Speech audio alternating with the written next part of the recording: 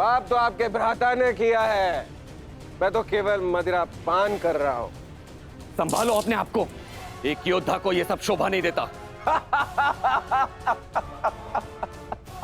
कैसा योद्धा ताजश्री, जिसके हाथ से तलवार छीन ली गई हो, जो अपने मित्र विश्वसेन की सहायता करने का वचन पूरा ना कर सका हो, उस मनुष्य को आप योद्धा कहते हैं? जब युद्ध करने का समय था तो युद्ध नहीं करने दिया। अब इस अपमान को गले से निकलने के लिए इस मदिरा के अतिरिक्त मेरे पास और कोई सहारा नहीं है। मुझे विश्वास नहीं होता कि तुम कृष्ण पुत्र हो। नहीं हूं मैं, नहीं उस छलिया का पुत्र। वो केवल मेरे लिए एक छलिया है, केवल एक छलिया। सांप!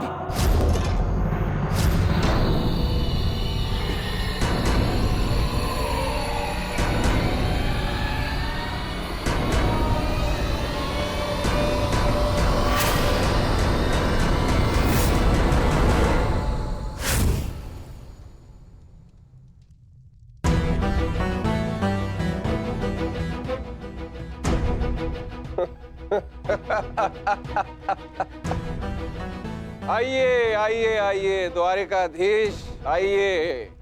स्वागत है आपका, स्वागत है। लौट आए आप। करा इस आर्यव्रत के सभी महारथियों का अंत। कराए धर्म स्थापना के नाम पर अपना पलड़ा भारी। अब अरे अच्छी, आप देख क्या रहे? स्वागत नहीं करेंगे इनका? इतना महान कार्य पूर्ण करने के पश्चात आज लौटे हैं। आज तो राजभवन में उत्सव होना चाहिए। पांचाल, काशी, मगध, छेदी, सभी महाजनपदों के महान शासकों का अंत करवा डाला, सिर्फ धर्म स्थापना के नाम पर। अब क्या बचा पूरे भारतवर्ष में? पूरे भारतवर्ष में सिर्फ दो महान राज्य। पहला द्वारिका, दूसरा हस्तिनापुर। और हस्तिनापुर का महान शासक धर्मराज युधिष्ठिर पहले से ही अपने चारों भाइयों के साथ इनके तलवे चाटता है।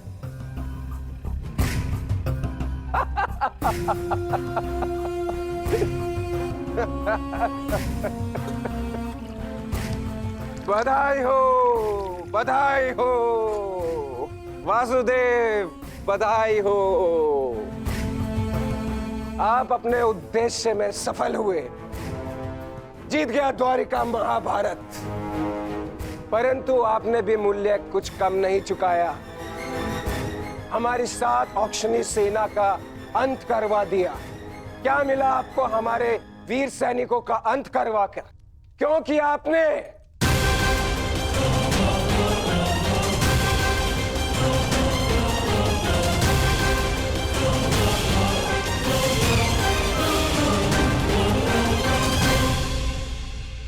उन सैनिकों ने केवल अपने कर्तव्य का पालन किया था सांब। युद्ध लड़ा, अनेकों को मारा और स्वयं वीर गति को प्राप्त हो गए। उन्होंने तो स्वर्ग की सीढ़ियां पा ली सांब। परंतु तुमने अपने साथ क्या किया है पुत्र? तुमने तो स्वयं के जीवन को ही नर्क बना डाला है। तुमने वचन दिया था ना दुर्योधन और लक्ष्मण को कि महाभारत के युद्ध में तुम नारायणी सेना का नेतृत्व करोगे। तो क्यों नहीं बचाया अपनी सेना को? क्यों छोड़ आए अपने मित्र को अकेला युद्ध में? क्यों साथ नहीं दिया अपने मित्र का साथ, केवल अपने प्राण बचाने के लिए? यदि मैं अपने मित्र की सहायता नहीं कर सका तो केवल आपके कारण। आपने रोका था मुझे। मैंने तुम्हें रोका नहीं था साम, केवल विकल्प दिए थे। विकल्प? विकल्प यार में आपने मुझे भयभीत किया था। भयभीत नहीं किया था साम, मैंने केवल तुम्हें यदुवंशी के नियम स्मरण करवाए थे कि यदि नारायणी सेना परास्त होती तो उसके साथ नारायणी सेना का सेनापति अपनी उपाधि खो देता है। विकल्प मैंने अर्जुन और दुर्योधन को भी दिए थे। दुर्योधन ने युद्ध करना चुना और अर्जुन ने धर्म स्थापना। और तुमने युद्ध में भाग ना लेना चुना सांब।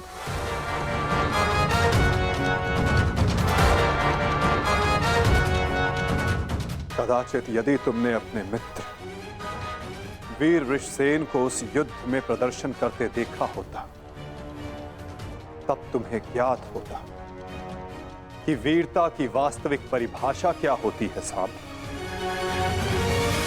यदि तुमने अपने प्राण उस युद्ध में गवा दिए होते तो आज मेरा सर गर्व से ऊंचा होता। किंतु नहीं, तुम तो मदिरा के मद में स्वयं के जीवन को धीरे धीरे करके मार रहे हो। लज्जा आती है तुम पर सांब, लज्जा आती है।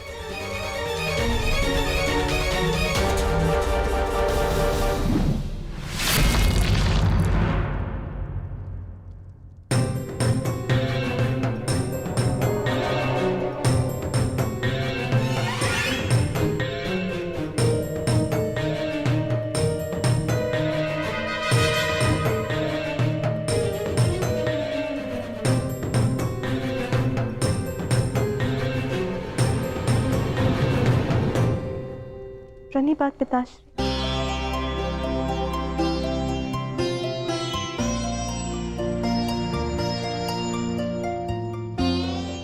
पिताश्री मैं क्षमा। लक्ष्मणा, इतनी लंबी यात्रा से आया हूं पुत्री, भोजन नहीं कराओगी?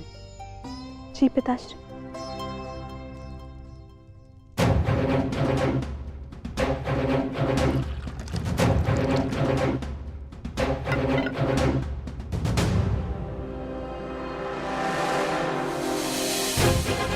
तुमने वचन दिया था ना दुर्योधन और लक्ष्मण को कि महाभारत के युद्ध में तुम नारायणी सेना का नेतृत्व करोगे। क्यों छोड़ आए अपने मित्र को अकेला युद्ध में? क्यों साथ नहीं दिया अपने मित्र का साथ? केवल अपने प्राण बचाने के लिए? यदि तुमने अपने प्राण उस युद्ध में गवा दिए होते तो आज मेरा सर गर्व से ऊंचा होता। लज्जा आती है तुम पर सांब, लज्जा आती है। अपने क्रोध को शांत करो सांब। कैसे करूं मैं खुद को शांत? पिता होकर सदैव मेरा मस्तक दूसरों के सामने झुकाता है, और आज भी तो यही किया उन्होंने। लाओ मुझे दो मित्र।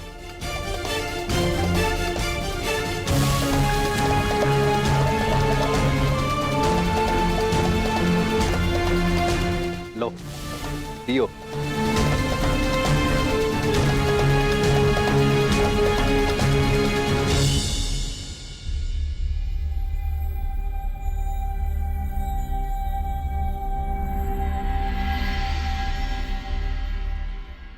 भोजन आराम कीजिए पिताश्री।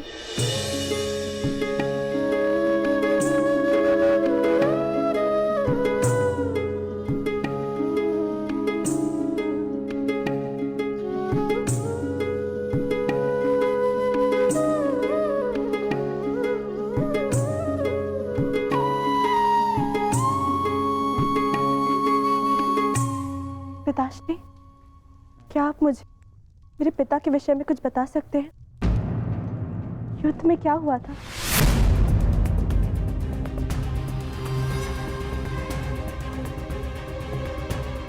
निसंदेह तुम्हारे पिता एक वीर और कुशल योद्धा थे पुत्र, और उन्होंने युद्ध में अलौकिक साहस दिखाया। निश्चित रूप से तुम्हारे पिता से बड़ा गदाधारी इस संसार में और कोई नहीं था पुत्री।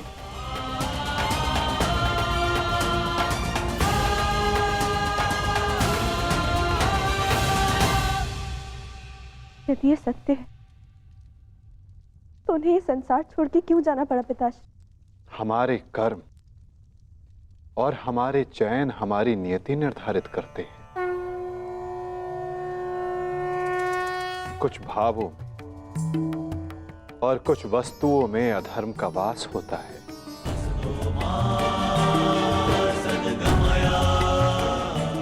जैसे कि जुआ और मदिरा, ये व्यसन पहले लुभाते हैं और बाद में हमारे ही नाश का कारण बन जाते हैं पुत्री।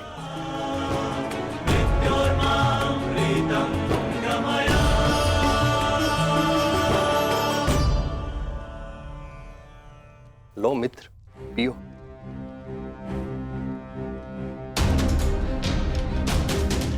मैं जानता हूं कि तुम बहुत दुखी हो, किंतु चिंता मत करो, तुम्हारे मनोरंजन का प्रबंध कर दिया है मैंने। कैसा मनोरंजन?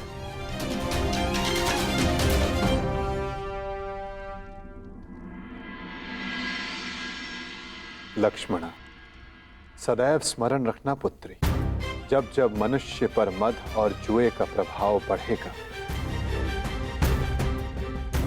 तब तब वो अपने पग अपने पतन की ओर बढ़ाएगा।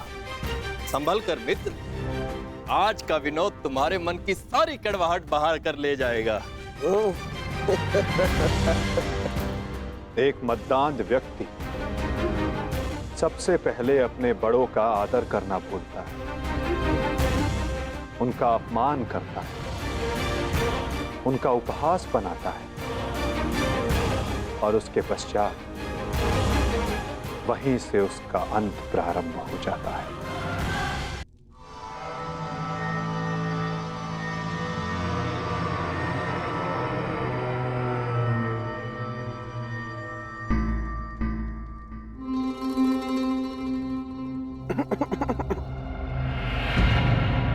तो आप हैं महान ऋषि, सुना है महात्मा कि आप भविष्य बता सकते हैं।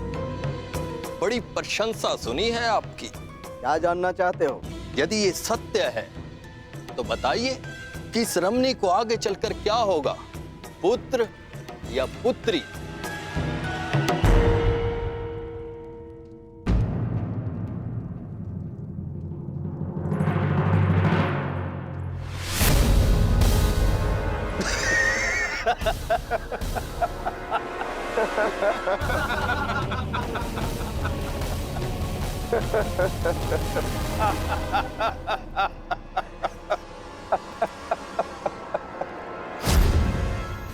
और समय बताना मत भूलिएगा महाराज। यदि आपकी भविष्यवाणी सत्य नहीं हुई तो आप अपनी बाकी की तपस्या हमारी बंदी गृह में पूर्ण करेंगे।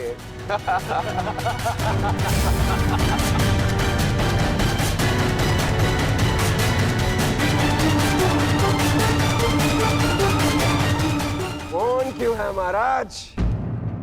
बताइए, मेरी कोख से क्या जन्म लेगा? मदिरा के मद ने तुम्हारे भीतर के मानव को सुला दिया है मूर्ख। अब तुम केवल उस मूसल की भांति हो जिसमें कोई भावना नहीं होती। वो किसी भी वस्तु पर पड़ता है तो उसे कुचल देता है। ये लीजिए पिताश्री, ये हलवा मैंने विशेष रूप से आपके लिए बनाया है।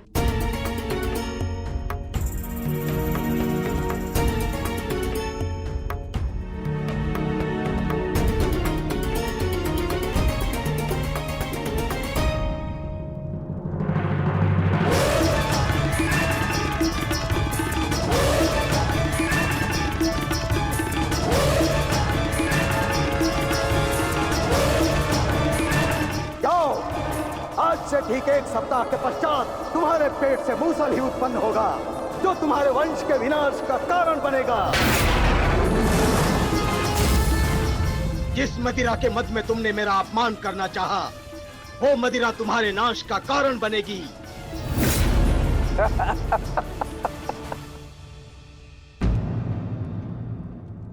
क्या हुआ पिताश्री?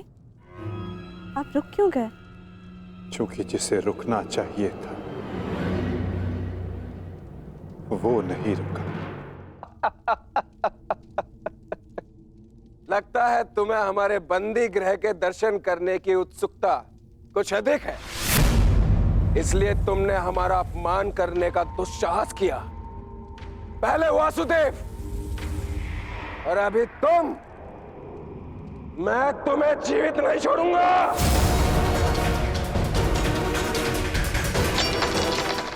अरे ये क्या कर रहे हो मित्र? शांत हो जाओ और इनसे क्षमा मांगो। ताकि अपना श्राप वापस ले ले। ये क्या कह रहे हो तुम? इस पाखंडी से क्षमा मांगू? ये एक पाखंडी है। भला कभी किसी पुरुष के कोख से कुछ जन्मते हुए देखा है? ऐसे ढोंगी साधु से डरने की कोई आवश्यकता नहीं।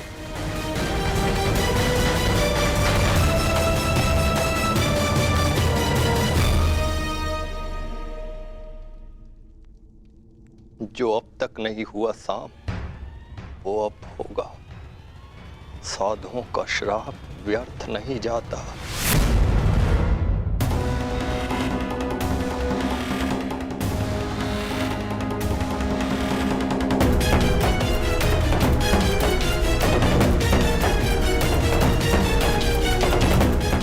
मुझे क्षमा करना पुत्री। कदाचित मैं तुम्हें कह सकता सदा सौभाग्यवती भव।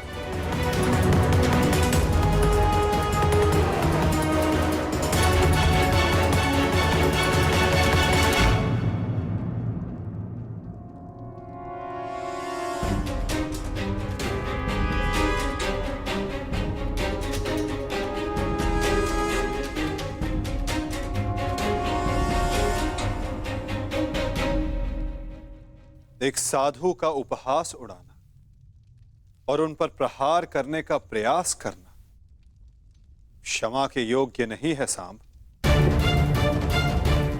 आपने तो सृष्टि के सभी महारथियों और अनेकों सैनिकों का वध करवाया। क्या वो क्षमा के योग्य है?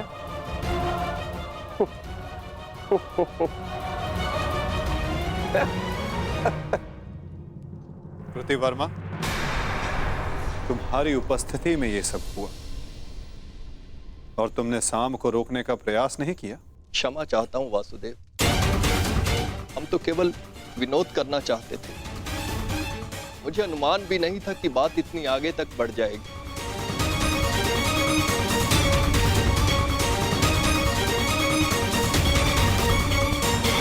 कितना समय? 7 दिन।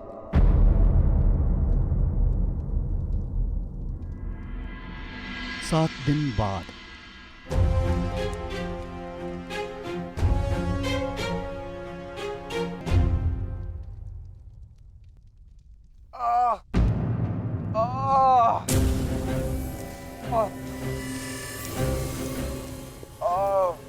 सहायता करो मित्र, मेरी सहायता करो। अत्यधिक पीड़ा हो रही है। कैसी पीड़ा हो रही है तुम्हें? लगता है उस साधु का श्राप मुझे लग गया है।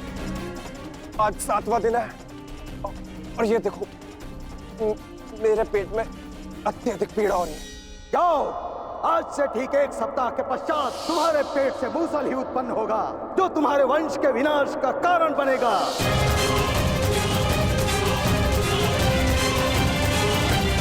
7 दिन बाद। लगता है उस साधु का श्राप मुझे लग गया है। आज 7वां दिन है और ये देखो मेरे पेट में अत्यधिक पीड़ा हो रही है। जाओ, आज से ठीक 1 सप्ताह के पश्चात तुम्हारे पेट से मूसल ही उत्पन्न होगा, जो तुम्हारे वंश के विनाश का कारण बनेगा। इस पीड़ा से मुझे मुक्त करो मित्र, मुक्त करो।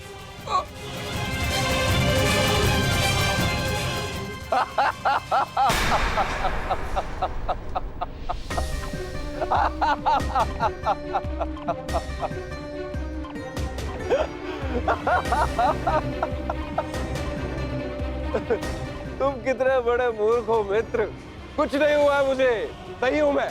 कहा था ना मैं, वो साधु एकदम पाखंडी है। हम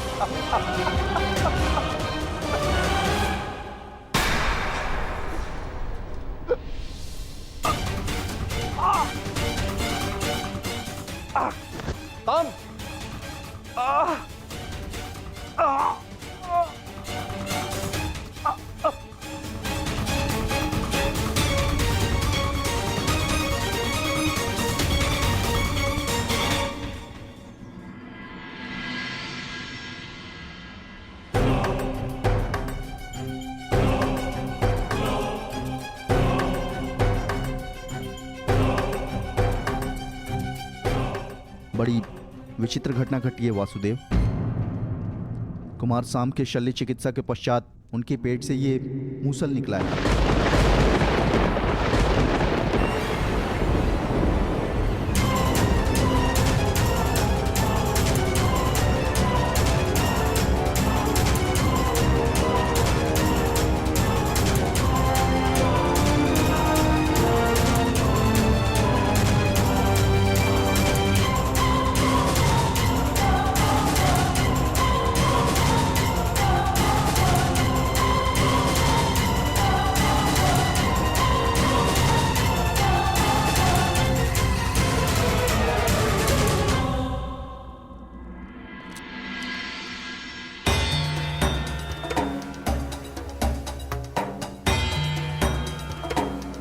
कुमार अब स्वस्थ हैं बलभद्र।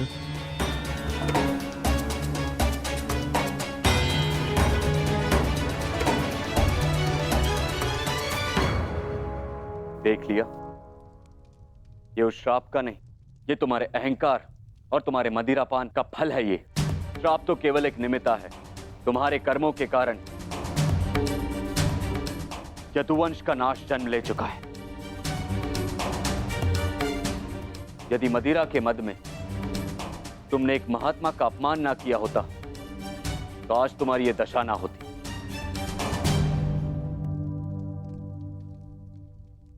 अब कुछ नहीं हो सकता था। मनुष्य को अपने कर्मों का फल मिलता ही है, परंतु एक के कर्मों का फल पूरा वंश भुगते, ये नीति नहीं है। यदि अनाज के पौधों के बीज में घुन लग जाए तो वो सारी फसल नष्ट कर देते हैं दाऊ। नहीं कान्हा, मैं सांप की मूर्खता का फल समस्त द्वारका को नहीं भुगतने दूंगा।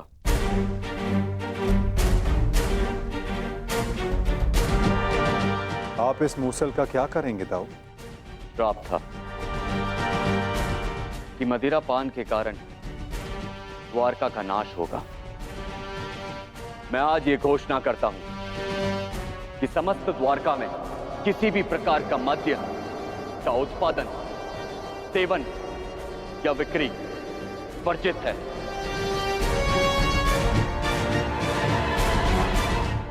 और रही बात इस मूसल की, तो इसका उपाय है मेरे पास।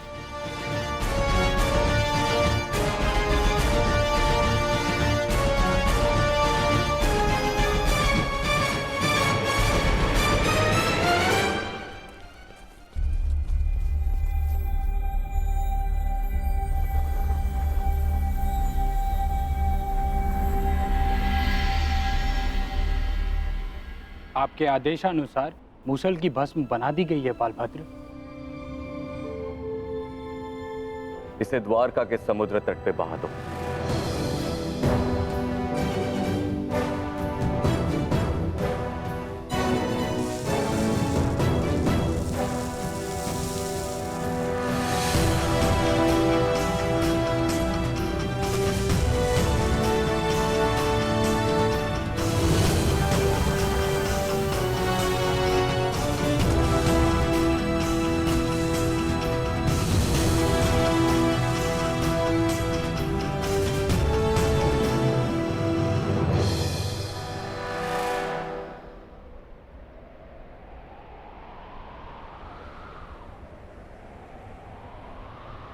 दाऊ, हमारे कर्म ही हमारी नियति निर्धारित करते हैं, केवल सांब के कर्म ही नहीं। कुछ श्राप हैं। मैं तुम्हें श्राप देती हूँ कि जिस प्रकार तुमने मेरे कुल का अंत किया है, उसी प्रकार तुम्हारे कुल का अंत भी होगा। और कुछ पाप भी जो द्वारिका की नियति बनाएंगे। चक्रवात से घर के धराशायी होने का भय हमेशा रहता है कृष्णा। इसका अर्थ ये नहीं कि मनुष्य अपने घर की नींव सुदृढ़ ना करे।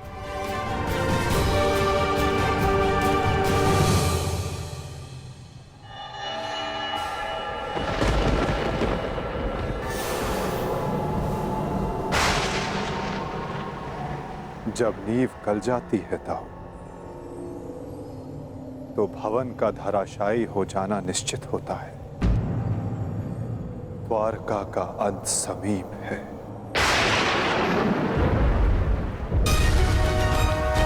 नहीं कान्हा, मेरे रहते हुए ऐसा नहीं होगा।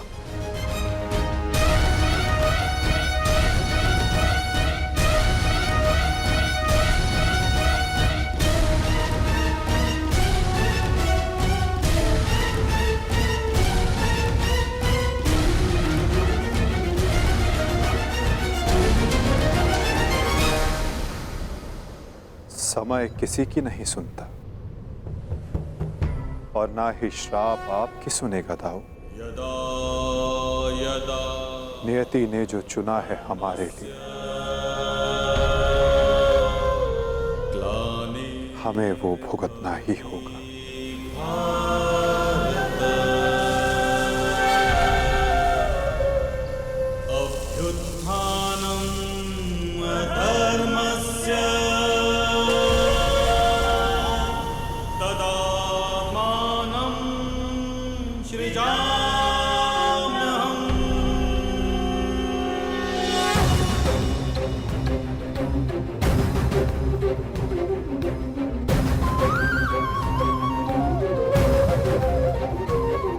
हर एक सरकंडे में एक आहुति छिपी है दाऊ। किसी की मृत्यु तो किसी की मुक्ति।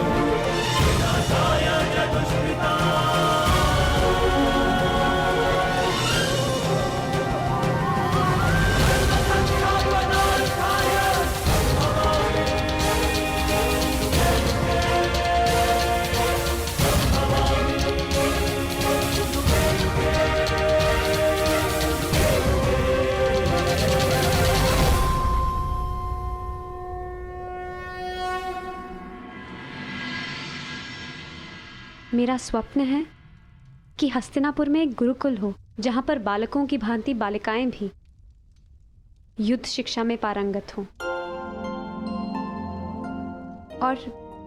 और अपनी सुरक्षा करना सीखें। अति उत्तम विचार है पुत्री।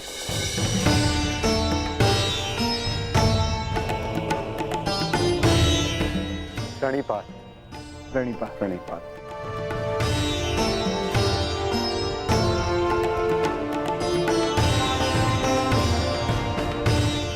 यदि प्रत्येक स्त्री अपनी सुरक्षा में समर्थ हो जाए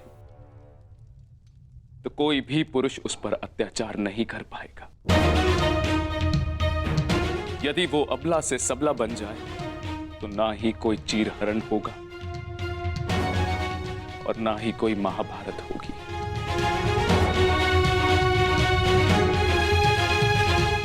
ज्येष्ठ पिताश्री, आपने स्मरण किया? हाँ पुत्र, एक महत्वपूर्ण निर्णय लिया है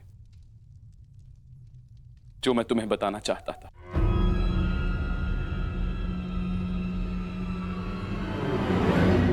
गांधारी,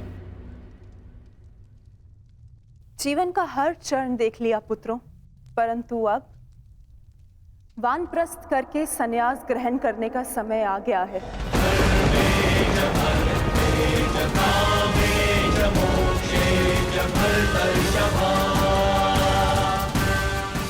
हाँ पुत्र, हिस्ट्री जीजी और मुझे विदा लेने की आज्ञा दे।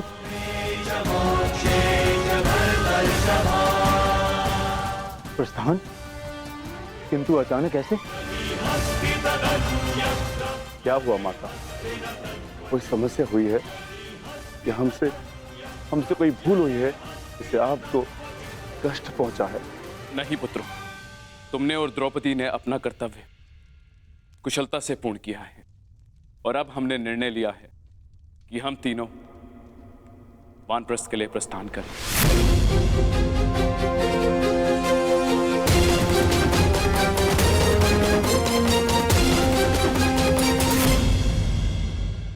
कि हम तीनों वानप्रस्थ के लिए प्रस्थान करें।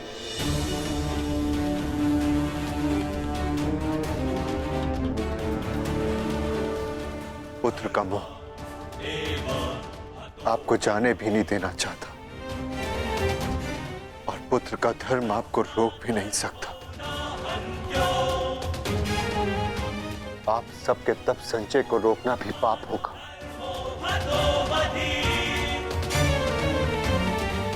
आदेश दीजिए ज्येष्ठ पिताश्री, व्यवस्था हो जाएगी। पुत्र, मुझे तुम पर गर्व है।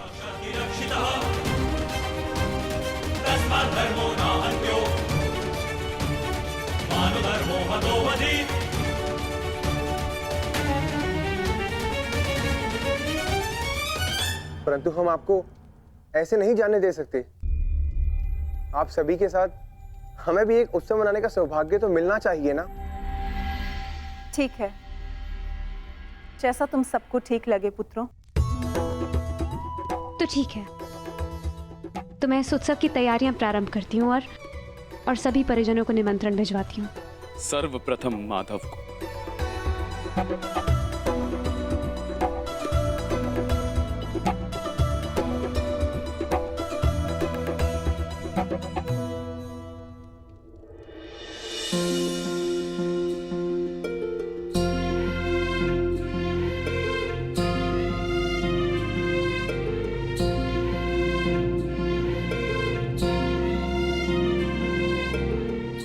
सखी ने निमंत्रण दिया है, स्वीकार करना ही पड़ेगा।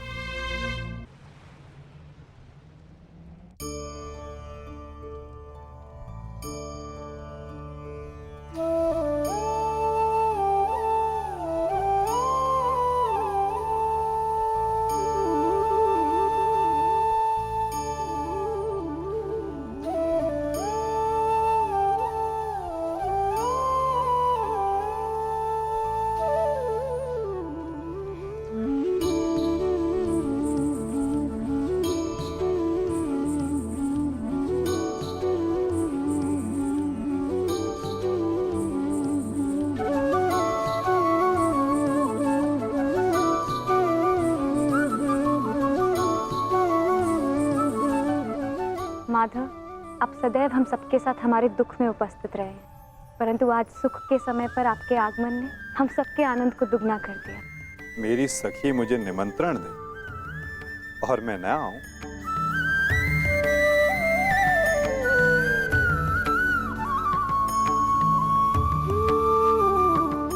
तुम सबका परिश्रम स्पष्ट दिखाई दे रहा है। जब प्रेरणा देने वाला शुभ हो तो परिश्रम का फल भी शुभ ही होता है माधव। आइए माधव, अपना स्थान ग्रहण करें।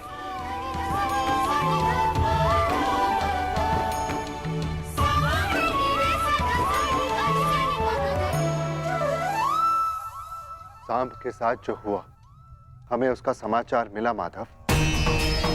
हमें उसका खेद है।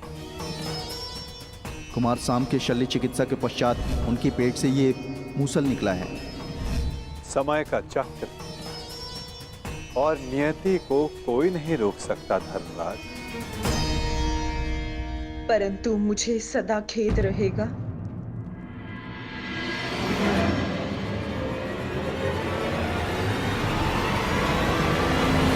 ये नियति मेरे ही श्राप के कारण आई है वासुदेव।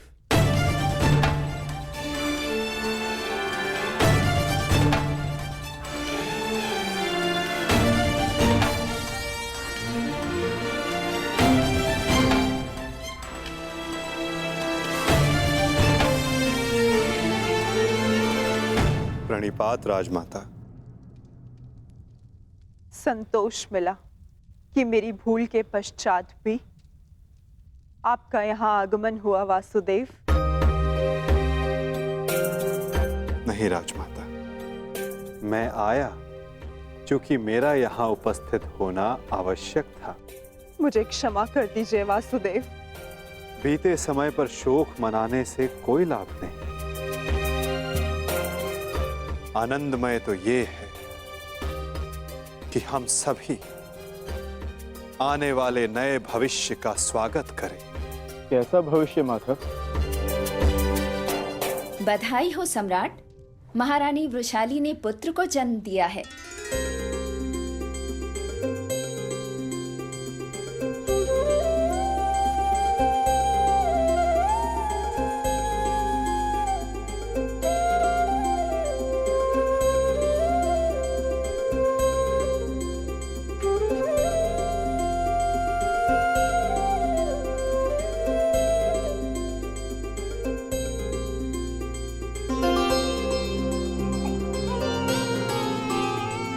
इसकी आंखों में इसके पिता की भांति तेज कल्याण हो। बुआ श्री, इस बालक का नामकरण कीजिए।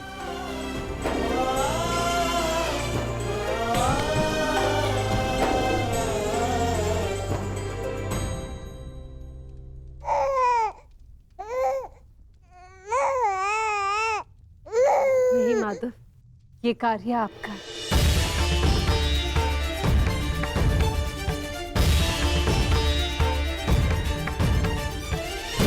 क्षमा शमोस्तेयम् शौचमिन्द्रिय निग्रहः क्षमा शमोस्तेयम् शौचमिन्द्रिय निग्रहः निर्विद्या सत्यं क्रोधो दशकं धर्मलक्षणम्। मित्र कर्ण के एक वीर पुत्र का नाम वृषसेन था और इस वीर बालक का नाम है राधे कर्ण पुत्र वृषकेतु। वृषकेतु, वृषकेतु, वृषकेतु।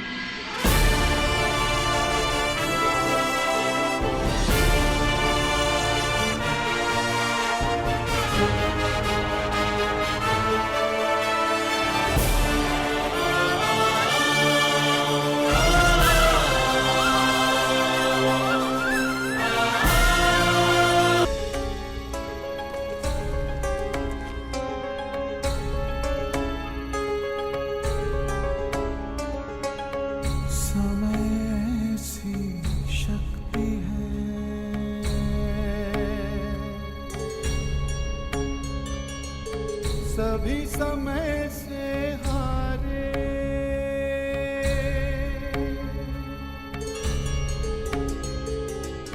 समय सी शक्ति है, सभी समय से हारे राजा हो या रंग सभी बनते रहे बेचारे।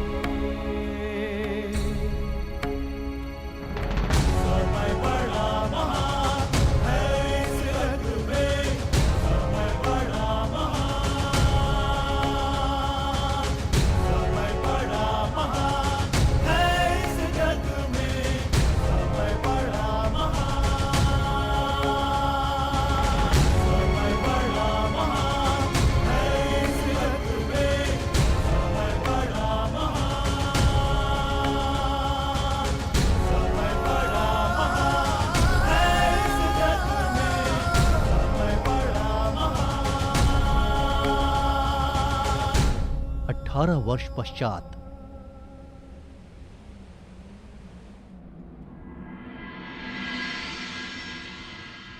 तो कुरुकुल की अगली पीढ़ी अपना प्रशिक्षण पूर्ण कर चुकी है धर्मराज। जी माधव, परीक्षित और वृषकेतु दोनों ने दीक्षा प्राप्त कर ली। अब सत्ता को अगली पीढ़ी में हस्तांतरित करने का समय आ गया। परंतु माधव महाराज,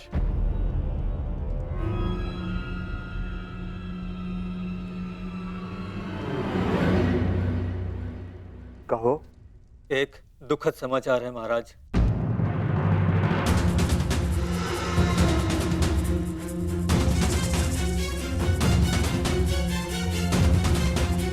अभयदान दिया, बोलो क्या समाचार है? राजमाता कुंती। क्या हुआ है माता कुंती को?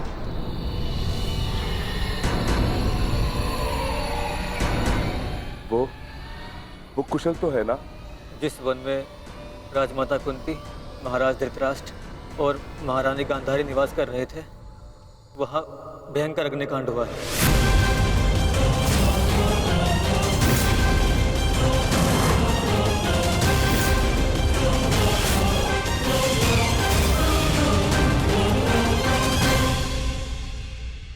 और वो तीनों जलकर भस्म।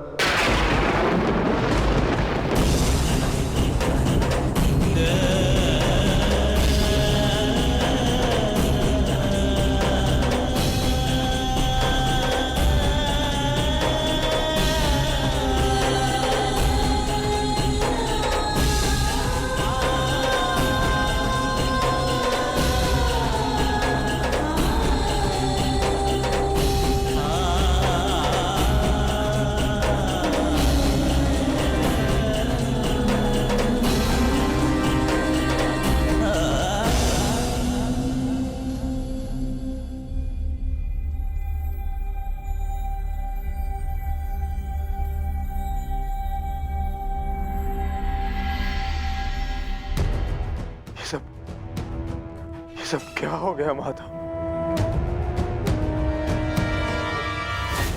अचानक इस बात क्या हो गया?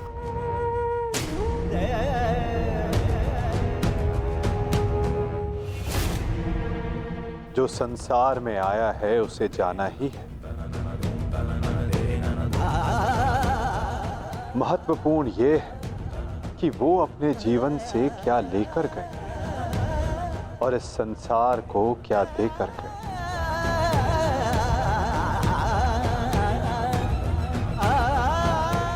एक वृक्ष की जब पत्तियां झड़ती हैं तो वो वृक्ष पत्तियों के झड़ने का शोक नहीं मनाता, अपितु नई पत्तियों का स्वागत करता है, नवजीवन को आगे बढ़ाता है।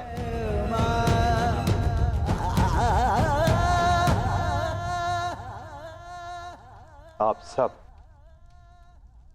स्वयं को संभालिए।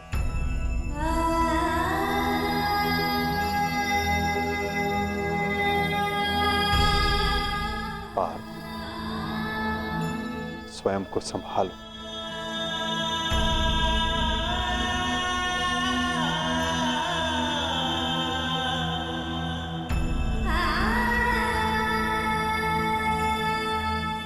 धर्मराज, आपने अपना हर कर्तव्य, हर उत्तरदायित्व कुशलतापूर्वक पूर्ण किया है और परिवर्तन का जो वचन आपने दिया था उसे भी पूर्ण किया। और अब ये समय दुख मनाने का नहीं, अपितु अपना उत्तरदायित्व पूर्ण करने का है धर्मराज।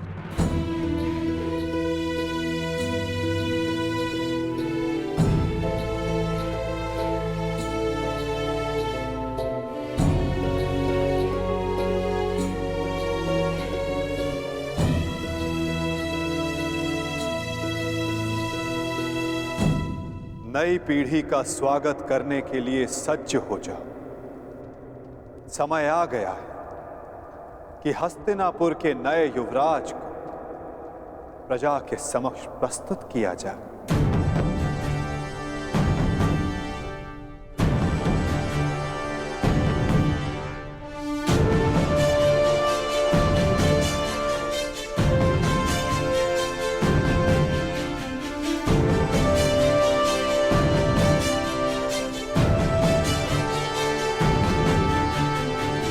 समय आ गया है कि हस्तिनापुर की ये सभा कुरु वंश की आने वाली नई पीढ़ी का स्वागत करे।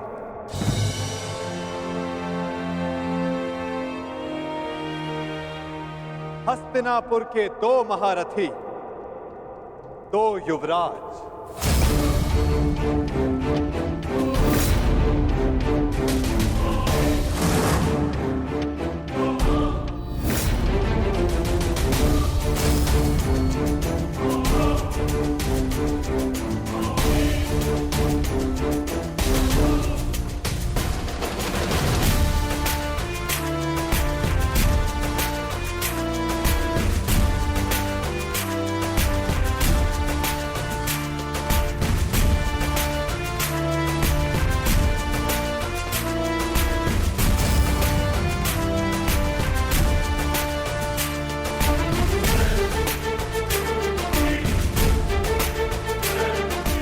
जिन्हें पांडवों ने स्वयं अपनी युद्ध कला के ज्ञान से प्रशिक्षित किया है,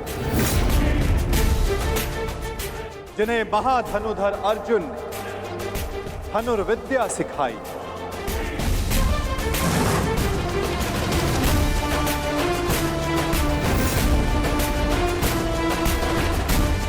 जिन्हें महाबली भीम शक्ति और गदा युद्ध में पारंगत किया, जिन्हें नकुल सहदेव ने खड़ग युद्ध में प्रशिक्षित किया है, जिन भावी सम्राटों को धर्मराज युधिष्ठिर ने भाले के प्रहार के साथ साथ धर्म के ज्ञान का आधार भी दिया है।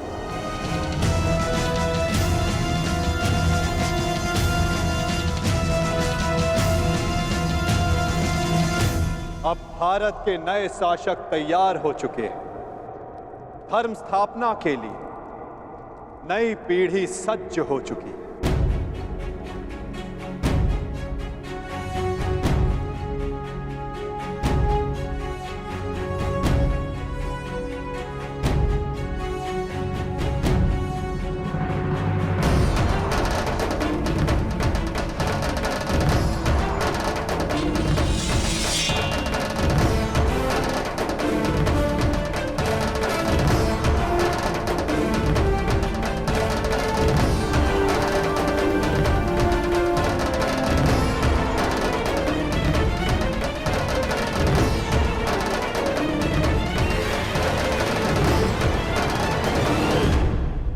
तो स्वागत कीजिए अभिमन्यु पुत्र अर्जुन पौत्र युवराज परीक्षित का।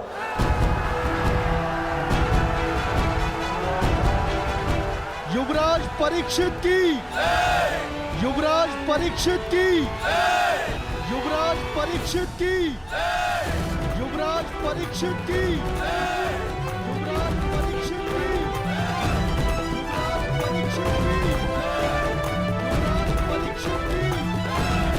युवराज परीक्षित की।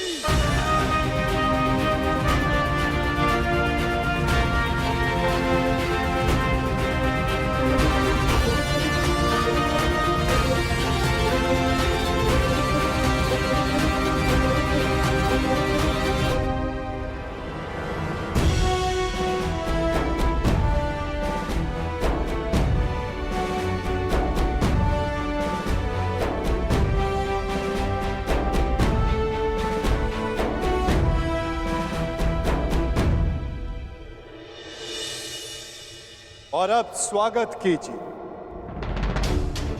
राधे कर्ण पुत्र युवराज वृषकेतु का। युवराज वृषकेतु की, युवराज वृषकेतु की, युवराज वृषकेतु की, युवराज वृषकेतु की, युवराज वृषकेतु की,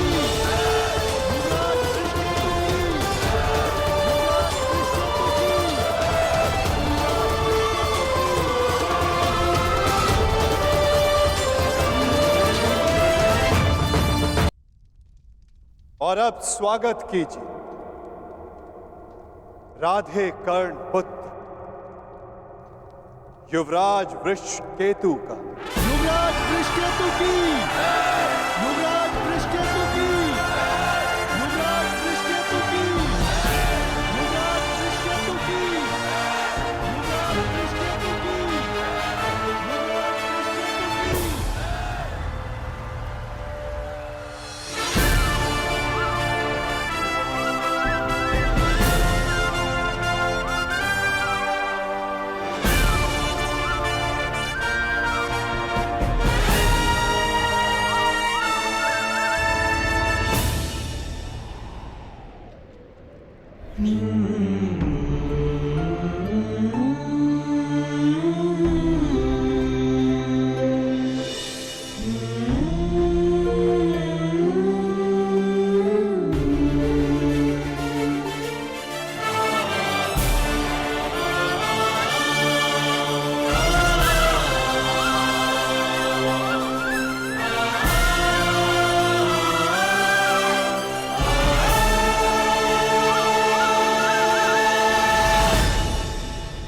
उन्होंने अपना कर्तव्य पूर्ण किया धर्मराज। अब आप अपना कर्तव्य पूर्ण करें। एक सम्राट का कर्तव्य होता है कि वो अपने उत्तराधिकारी को निष्पक्ष होकर चुने। केवल बल ही नहीं, बुद्धि प्रवीण हो, न्याय उचित, धर्म उचित हो। और मेरा धर्म ये कहता है, न्याय और धर्म अनुसार हस्तिनापुर नरेश मेरे ज्येष्ठ भ्राता कर्ण के पुत्र वृषकेतु हो। युवराज वृषकेतु की, युवराज वृषकेतु की, युवराज वृषकेतु की।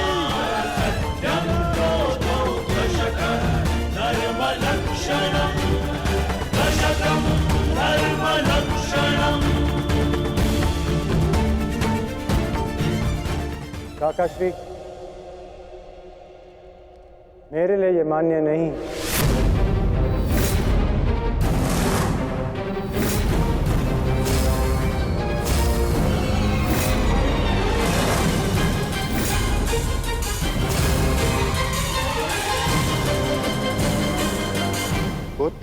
सम्राट, आपका न्याय उचित है, परंतु परीक्षित मुझसे ज्येष्ठ हैं। इसलिए न्याय अनुसार और धर्म अनुसार हस्तिनापुर के सम्राट केवल और केवल परीक्षित ही होने चाहिए।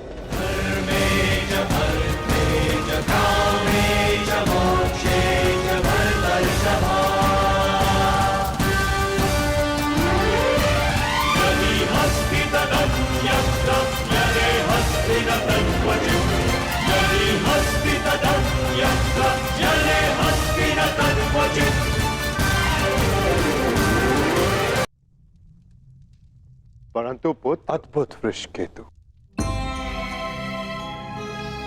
ये त्याग केवल कर्ण पुत्र ही कर सकता है।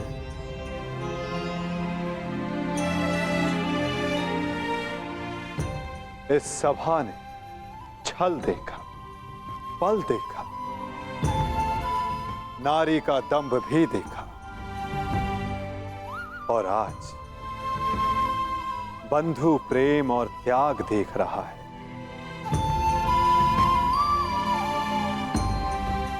सच में परिवर्तन का जो स्वप्न अंगराज कर्ण ने वर्षों पूर्व देखा था,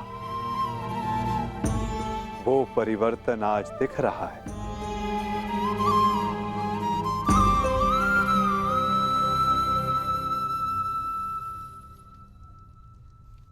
धर्मराज युधिष्ठिर को न्याय उचित घोषणा ही करनी चाहिए।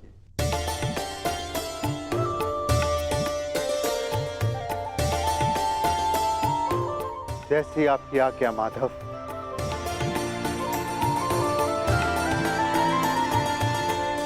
युवराज परीक्षित को हस्तिनापुर का सम्राट घोषित किया जाता है। युवराज परीक्षित की, युवराज परीक्षित की, युवराज परीक्षित की, युवराज परीक्षित की, युवराज परीक्षित की। परंतु ये अपूर्ण न्याय होगा। न्याय उचित यही होगा कि अंग पर ज्येष्ठ कर्ण के पश्चात अधिकार वृषकेतु का है, और मैं वृषकेतु को अंग का नया राजा घोषित करता हूं। महाराज वृषकेतु की, महाराज वृषकेतु की, महाराज वृषकेतु की। और अंग के साथ साथ इंद्रप्रस्थ भी वृषकेतु के नियंत्रण में होगा। अंगराज वृषकेतु की, अंगराज वृषकेतु की, अंगराज वृषकेतु की।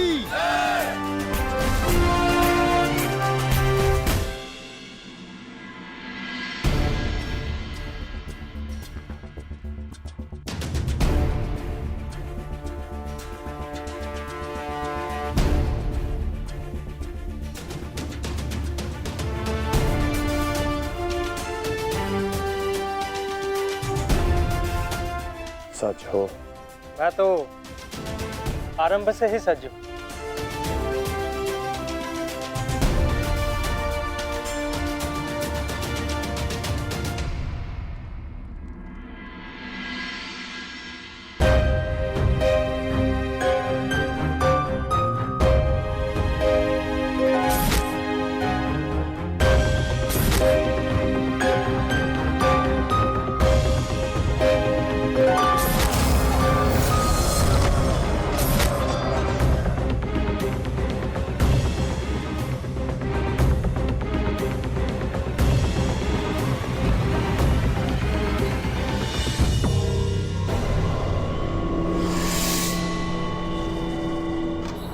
माधव, मुझे जाना होगा पार्थ।